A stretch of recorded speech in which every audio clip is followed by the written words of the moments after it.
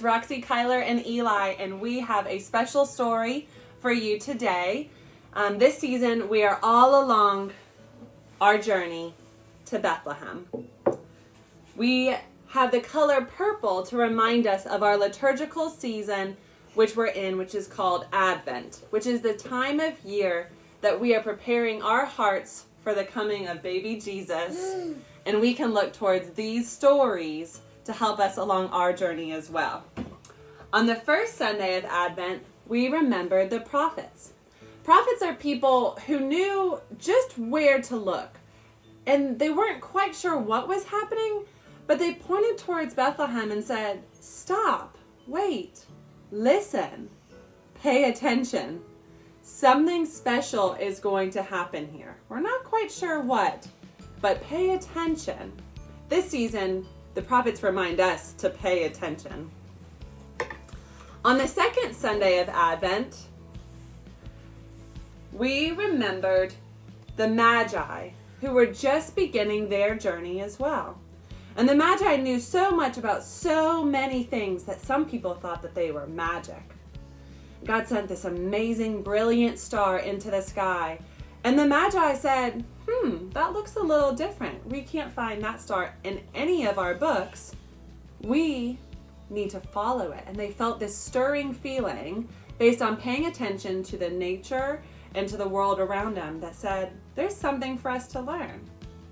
This season, the Magi remind us to stop and pay attention to what's going on around us, to look for that bright light or that star that shows us the way.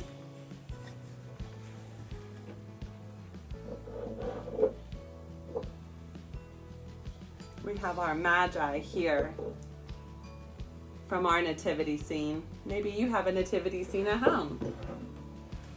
On the third Sunday of Advent, last Sunday, we remember the Holy Family. The Holy Family were along a long journey to Bethlehem. As Mary would walk, she got a little tired because it's hard to walk when you're really, really pregnant. And so sometimes she would ride the donkey. And it's really hard to ride the donkey when you're pregnant. So sometimes she would walk. Along the entire way, Mary and Joseph and the donkey helped each other and supported each other. I wonder who needs our support this season. Who are we walking alongside of? Who maybe just needs a little bit of love and support? People who are homeless. Yeah, people who are homeless. That's a good thought. On the fourth Sunday of Advent, today, we are going to remember the shepherds. And the shepherds were just outside of Bethlehem.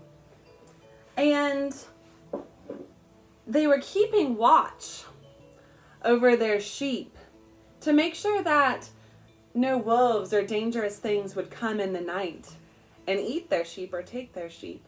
And so the shepherds took good, careful watch of them.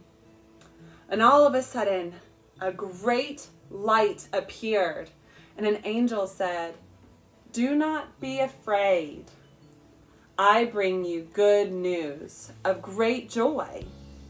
Something that will make everyone happy. Something for everyone. Do not be afraid. I bring you tidings of great joy."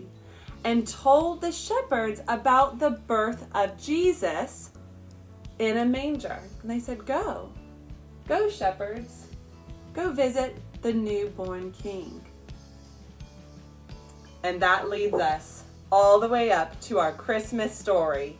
I hope that each of you will tune in for the special Christmas Eve service that we have planned, where you get to hear the story of Jesus. And then next Sunday, we will continue our Advent story, because there's one more piece on here that talks about the birth of Jesus.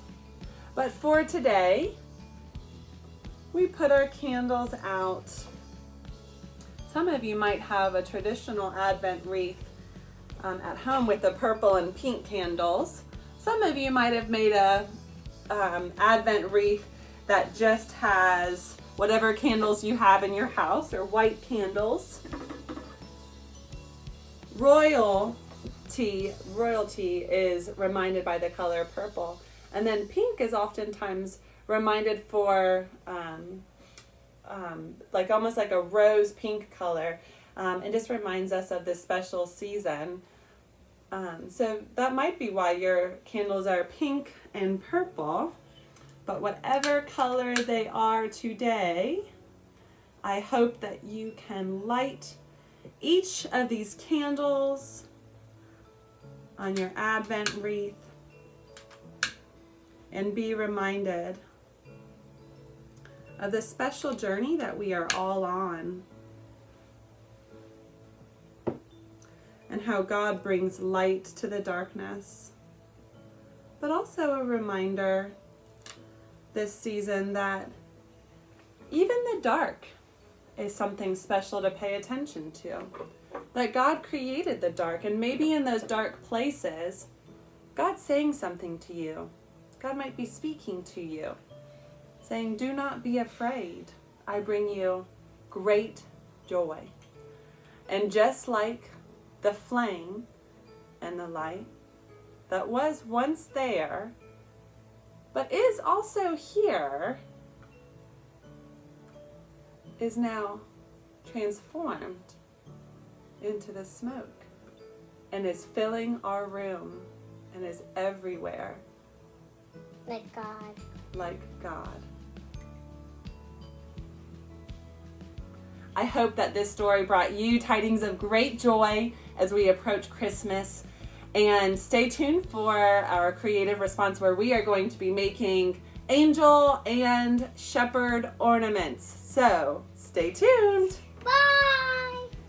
Hey everybody, we are going to make an angel ornament for our Christmas tree, but in true 2020 style. We are going to commemorate this year of a pandemic by making the angel who came to the shepherds with some leftover masks. So if you have these paper masks lying around, some of these disposable ones, let's put them to good use. All you'll need for this project is 2 paper masks, a little bit of glue or tape. So, yeah, not glue, tape. You could probably use glue, but we are going to use just 1 thing of glue, and then scissors. On your first mask, you're going to take the things that go behind your ear, the elastic, and you're going to tie a knot.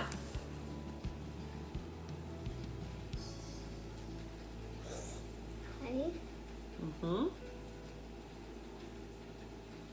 Tie a knot. And then kind of bunch out the mask, and then take your tape and tape that knot into what will be the dress of the angel. You help me tape that?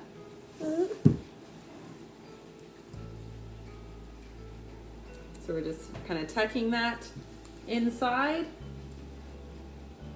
right there. And then Eli, you ready?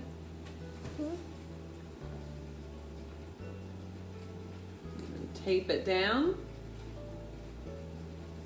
so that it's kind of out like that. Okay.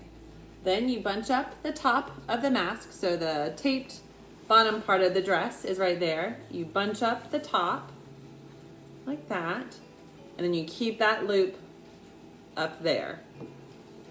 Then on your second mask, you're going to cut the bottom of the elastic on both sides and kind of accordion bow shape your mask. So these are going to be the right. So once you have your bunched up bow from your second mask, you're going to take it to the top of this. The elastic from the top stays behind. You know, go down and around. Make sure it's even on both sides, because these are going to be the wings Then you take your elastic and you bunch it around. This is going to be the head of your angel. And then lift out the wings. Kind of give them new life now that we've scrunched it down. And then take the top of the cut elastic and tie him around so it can hang on your Christmas tree. And there we have it, an angel made out of our masks. 'Tis the season